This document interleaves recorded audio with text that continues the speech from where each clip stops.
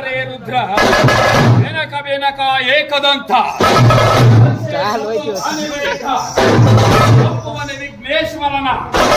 ಯಾವ ಕಾರ್ಯಕ್ರಮದ ಪ್ರಥಮ ಭಾಗದಲ್ಲಿ ಯಾವ ವರಸಿದ್ಧಿ ವಿನಾಯಕನನ್ನ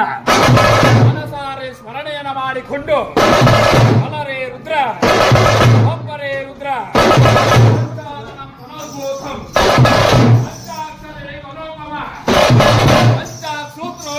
ಒಂದೇ